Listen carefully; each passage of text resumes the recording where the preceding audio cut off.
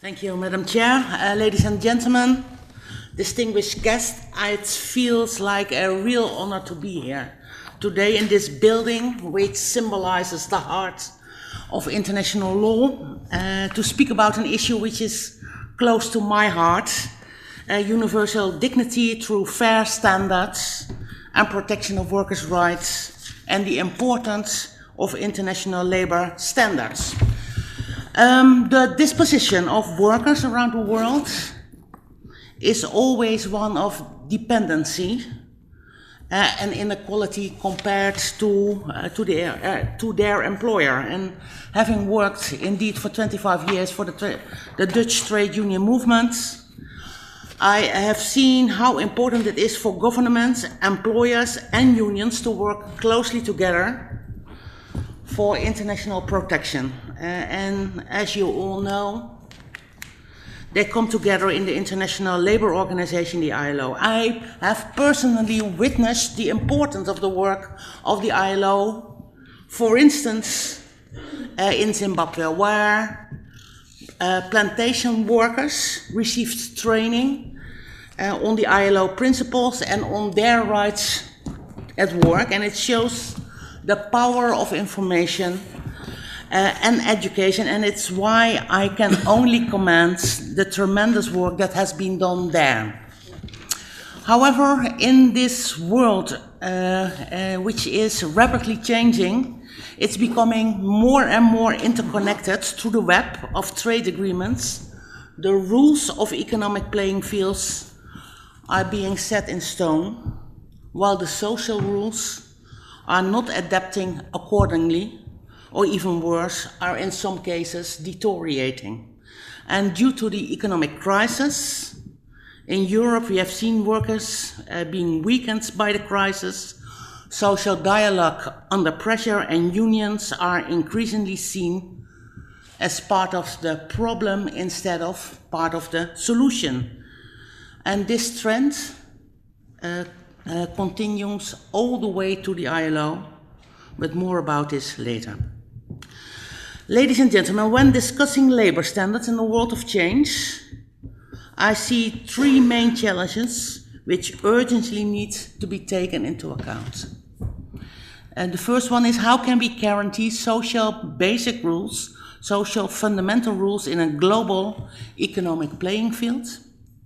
The second one is, how can we better ensure that labor rights are being integrated in trade policies? And the third one, how can we strengthen the right of workers, of all those in a dependent position, to stand up for themselves? So let's start at the first one. How can we guarantee these fundamental social rights in an economic global playing field? In the age of globalization and liberalization of the markets, we have seen many investors and many multinational companies having big successes. But the aim to produce the cheapest products has also shown its darkest sides. A shiny new product in our supermarkets may have been through a journey all over the world. It may have witnessed exploitation, risky and informal work, and even forced labor. And it has become clear that for developing countries, becoming a member of the WTO doesn't mean that an increase of prosperity will automatically lead to better standards on human rights compliance. Social regulation is the only way to correct the imbalances created by the market system. And trade alone doesn't bring decent labor conditions. Interventions of governments is necessary. So let me begin by stating that we have to make sure never to compromise four core principles. One, the freedom of association and the right of collective bargaining. The second one, the prohibition of child labor. Third, the elimination of discrimination in employment. And last, the prohibition of slavery and forced labor. These principles form the backbone of international labor principles and universal dignity. However, in order to ensure these core principles, there is an urgent need for better sanctioning mechanisms in case states violate international agreements. When the ILO observes a breach of ILO conventions in law and practice, it finds itself limited in action. It can monitor, it can write reports, but it lacks means of enforcement of its recommendation and social supervision. In practice, the naming and shaming of a state can be more effective, as we have seen from the work of the Committee of Freedom of Association, and yet a clear set of real legal sanctions would have made impact. Second issue, the adherence to the laying of the fundamental labor law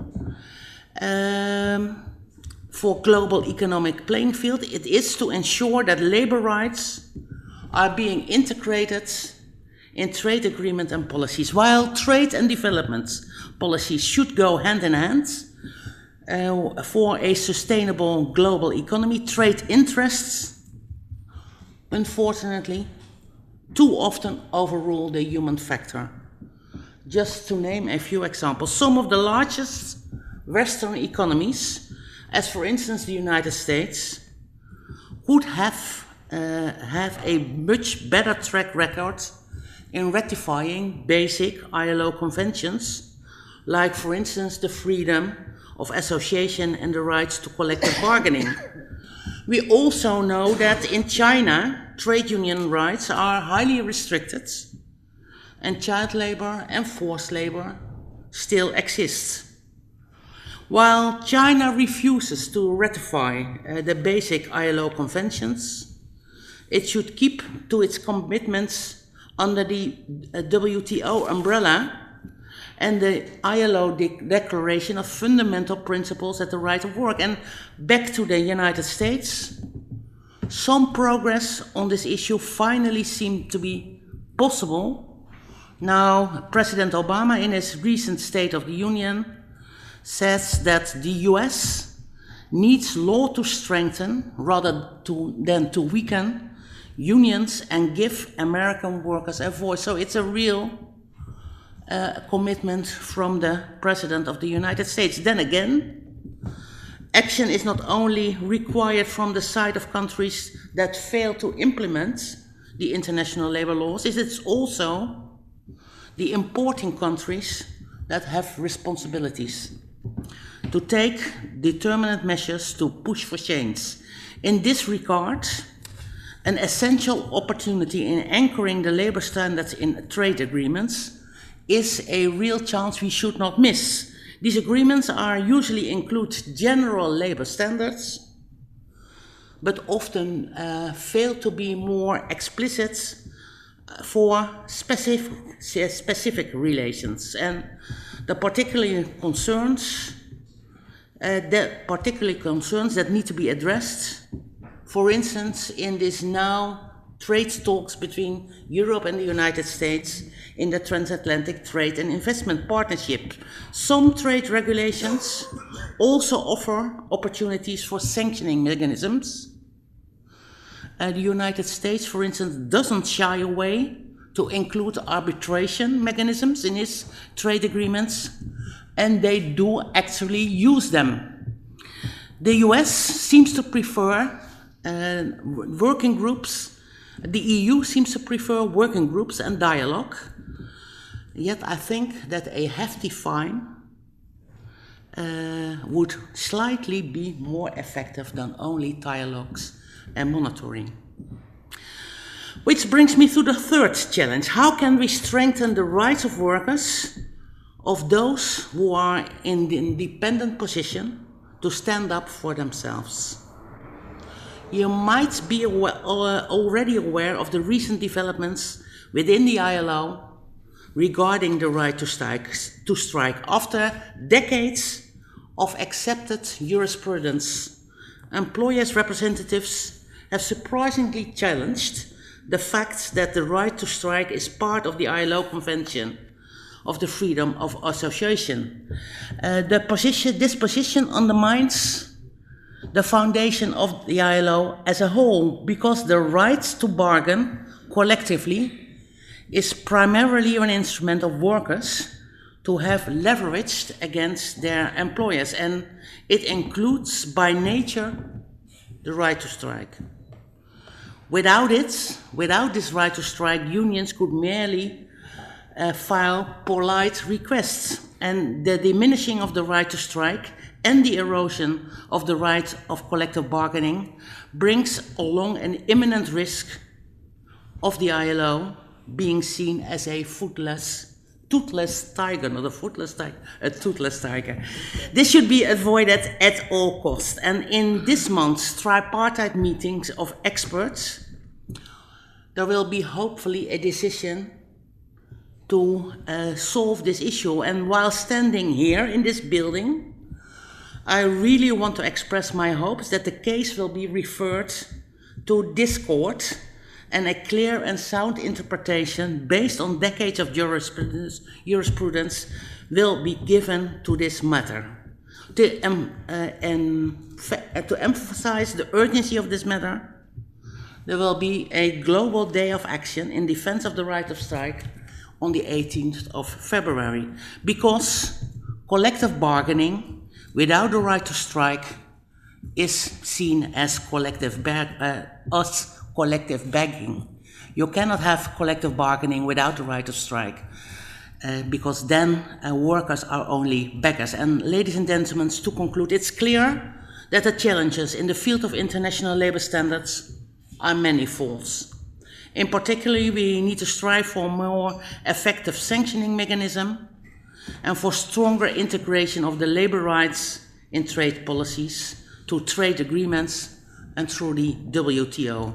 Moreover, we should do everything to secure the right to strike, since freedom of association and the collective bargaining forms the foundation for creating decent working conditions all around the world. I believe that we can tackle this issue by aiming for enforcing the role of the ILO, because strong social regulation and continued social dialogue with a triangle of employers, unions, and governments are key for creating this decent work. And the case of Rana Plaza in Bangladesh shows that multinational companies are willing to take responsibility if there is enough political pressure.